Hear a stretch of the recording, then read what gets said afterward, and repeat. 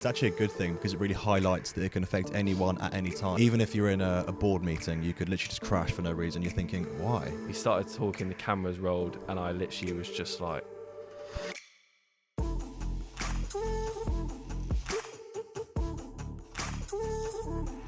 It's just the two of us today, which we're going to talk about tons of different things, but one in particular is going to be Mental Health Awareness Month, something that's very close to our hearts and something which I know is going to get a lot of publicity in the time, and rightfully so. Mental Health Awareness Month is one of the biggest things going, and I think it's so important, especially for us, to talk about it on our platform and promote it so people can get the help they need.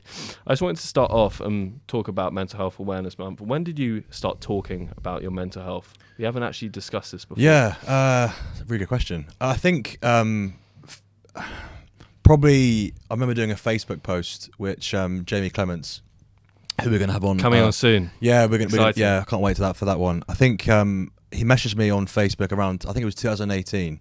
So around the 2017-18 time, which seems a lifetime ago, I put something out on Facebook basically like saying about my journey and the sort of my coming out, I guess you could say it as. I think talking about it so openly, and the feedback that I got from that one was pretty really unexpected. I don't really know why I did it. I just sort of felt like it compelled to write something because I've been struggling for so long, and I'd obviously seen something online, like either a friend of mine doing it, and the feedback I got was like, it wasn't the reason why I did it, but it made me feel listened to just by putting something out there, and that was what started my journey into, I guess, where we are now. Do you feel like it helped you at the time, sort of like getting that off your chest? It did in some ways. I think it made it worse to begin with because it's like ripping off the Band-Aid. I feel like you just sort of make everything public and it's out there for the world to judge you for. And back then I cared. I mentioned in a couple of podcasts prior to this one, I felt like I worried so much about being judged for coming out and saying something because not all of my friends had done that. And then on the back of this Facebook post, Jamie messaged me basically saying how he'd been struggling for years as well and how he was thinking about coming out and talking about it openly. So I guess you look at our paths we've gone down, and they're both very similar in the sense we've both gone down the wellness track. So it helped me in some ways, made it worse in others, but I guess it held me down this, making me accountable for my mental health, I guess you could say. And I think that's probably why I've ended up doing the things I've done for a living, and I guess doing this now. Yeah, for those of you who don't know, Jamie Clemens, he'll be coming on the podcast soon. I'm not sure whether you'll see it after this episode or maybe two after, but Jamie's a breathwork specialist. Insanely talented about what he does. He specializes in everything breathwork, so breathwork for anxiety, breathwork for ADHD, all different types, and how you can use it to better your mental health. And we're so excited to have him down. Yeah. And obviously someone whose journey kind of started at a similar time to you, as you said. Yeah. Going back now, so that was, how long was that now? 6 years? No, more. Yeah, about 6 years ago. 7 years ago. Wow. How do you reckon your friends, family members' mental health understanding has changed since that time? Toward me, or just in general? Or just in general, to be honest. I feel like since I posted stuff, I feel like a lot of my friends have been a lot more comfortable in a way talking about their problems. I'm not sure if it's just more comfortable talking about it with me or just talking about it in general, but I do see a trend of when some person gets not the ball rolling, that's a bad way to say it, but gets everything going, everyone seems to be like, he's done it or she's done it, maybe we can start doing it. Have you spotted anything there? Yeah, no, for sure. I think for me it's gone two ways. I think the company I've kept has changed.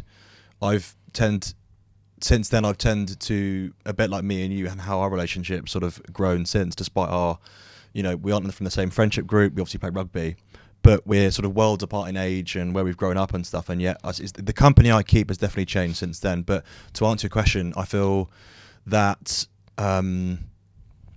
certainly my family have looked at me and gone, oh, that'll explain his behaviour prior to the coming out. So I think maybe my friends and family could look at me and think, oh, okay, that's why he didn't attend this or didn't come to this party or didn't want to come to this gathering with our friends, and that's why he might have left early because he didn't say goodbye to anyone, that kind of thing. It explained my behaviour better, so I think maybe they understand me more.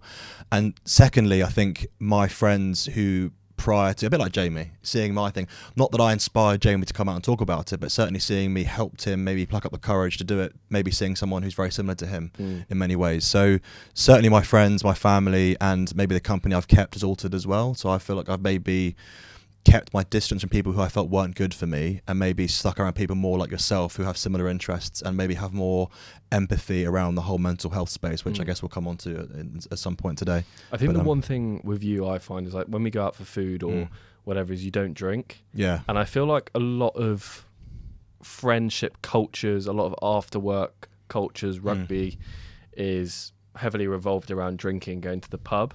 I feel like with you, when we're like go out for food and you're like, oh, I'm like, first time like, I'm not drinking, you have people like myself who are like, cool man, yeah, sure. But then you have a lot of people who are like, oh mate, you're so boring, like this, or why are you not drinking, like you're such a loser, blah blah blah. How have you been able to deal with that? I know we talked about this briefly, I think 4 or 5 episodes ago, but I'd like to actually go into it in more depth because I'm struggling with a lot of that at the moment too. When I was probably your age and upward, I mean, I've never had a, you know, I have drunk at parts of my life. I've never not been a completely sober individual. Like I've had parts of my life where I have done. I just choose now not to because I feel like I'm so much better off for it mentally and physically. I never enjoyed it. I did it because of the social pressures that came with drinking, particularly during sort of your back end of school years. And I didn't go to university, but I know university is rife, and which obviously you experience, and obviously rugby culture, which is, as everyone knows, rugby culture is so big on drinking. And I think being around that when I was in my sort of early 20s, when I was probably at my worst in terms of my mental health, I really struggled to be around people who, one, were doing it, and two, maybe wouldn't understand why I didn't do it. So I think now maturity, call it, or just life experience, or just not really caring what people think about me anymore, I can be around it and it really wouldn't bother me. And for those closest to me, a bit like yourself or my friends through rugby who still invite me out, knowing that if I don't go, they won't be offended, and two, if I do go and I'm not drinking, I won't be judged for it. And even if they make a couple of comments here and there, I don't really care anyway. So I've learned to brush it off, not let it bother me. And also, if their opinion of me is changed by the fact that I don't drink, they're not worth having in my friendship group anyway. So it's a bit of a win-win for me. I don't really care. But certainly when I was your age, it definitely bothered me more than it's a hard some one. people. It is, massively so. I think I'm awful when I do drink. Like, in what sense? With my ADHD, it's sort of, I feel like with my ADHD, drinking almost like fuels. It's like pouring petrol on a fire, and it's just completely blows up my symptoms of ADHD, completely blows me up. The next 2 days I feel very erratic, I can't focus properly, and alcohol always stems at, if I like change my routine, and it's annoying because I would like to go out, and you see like my friends who will go out and they'll drink a lot and they'll come back and they'll be like, fine, go again the next day, bit hungover, but they'll be able to work. I go out, I'll drink the exact same amount, if not less. I come back, I wake up the next day, I'm like super depressed, I'm really stressed out, I'm anxious about the night before, I can't work, so then I start getting anxious about that, and it's like this endless cycle that goes on for me. It was Dr. Alex George mentioned this. He said that the link between alcohol and ADHD, and just how fierce those two things are and how they shouldn't be mixed. Interesting. If not, I'll send you the link to it. It's fascinating. So he mentioned it. It was a very small clip from a longer video. It must be on the Stompcast. And he mentioned how ADHD, when the link to alcohol is massive. So we'll check it out and probably put the link in the video. But that was a massive one. So I feel like it's a very common thing for people with ADHD who suffer with it badly. And the link between that and alcohol, and the effect it has on your brain, and the chemistry behind that, and the after effects and the days that follow, even weeks that follow, is massive. And maybe that's why I've, since meeting Dr. Mark Rackley we had on here, which was just the most fascinating interview ever, since that's happened, I feel like I tick a lot more boxes than maybe I previously gave thought to.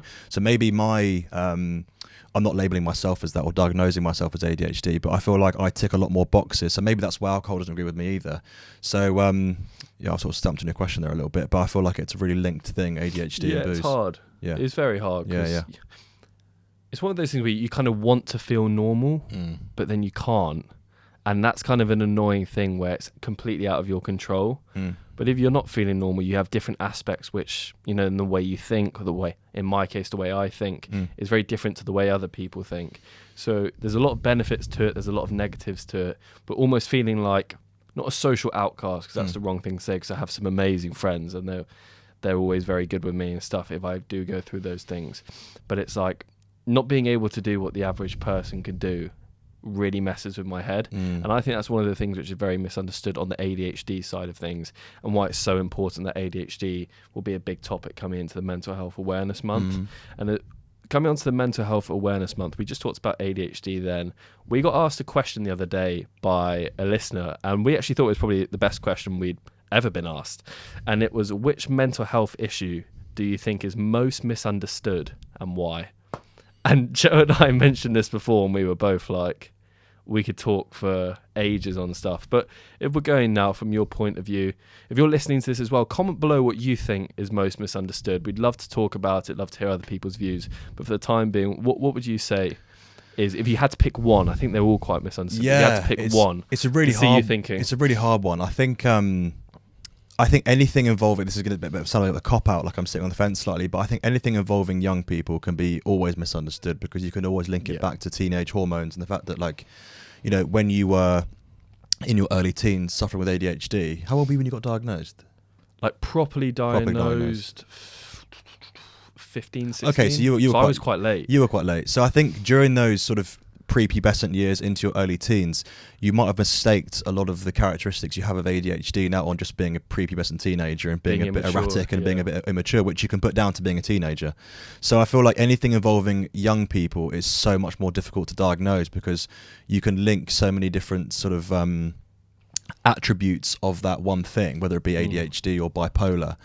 And you could say, oh, it's just them being a teenager. Well, actually, unless it's really, really obvious, and they do have, say, autism, for example, which the stages of autism are quite glaringly easy to see if it's extreme autism, for example, like being non-verbal. But if it's something quite acute, it's different. But if you are ADHD and you are a 13, 14-year-old boy or girl, your parents might just think that you're being a spoilt brat, and actually they are screaming out for help without being able to vocalize that. And so I feel like fully understand, massively so, and it's not being spoken about as much as it is now 20, 30 years ago than it is now. So that's a bit of a cop out from my end, but I feel like probably something like bipolar, or even for your sake ADHD in teenagers. Yeah, bipolar's big. Yeah, I think bipolar is massively misunderstood because I feel like I suffer from a lot of bipolar symptoms in a way, where it's like 1 minute I'll feel amazing and then the next minute I'll be like, don't talk to me. Yeah. I don't want to be here anymore. Yeah, and we've had that a couple of times actually recording for those people. You guys won't know because things will be edited and stuff, but for a few episodes ago, nothing's edited. Yeah, a few episodes ago, I sat here and I was like super excited to do the interview. I was feeling great. We started talking, the cameras rolled, and I literally was just like, whew. And I was just quiet. I couldn't think. Nothing was going on. And Joe looked at me, and you looked at me like halfway through, like, you're right. And I was like, yeah, I don't know what's going on. But then Joe led that, because Joe can spot when I do these things, and it's very rare that it happens and that it's caught on here.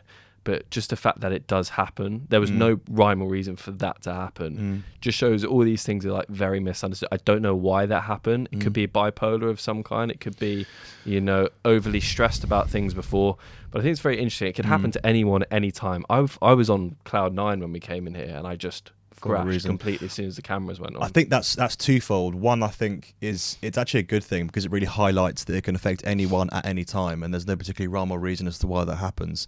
Even if you're in a board meeting, you could literally just crash for no reason. You're thinking, why? There's seemingly, I've had the same breakfast as yesterday, woke up at the same time, went to the gym at the same time, but for whatever reason that day you just had a bad one and you just crashed for whatever reason.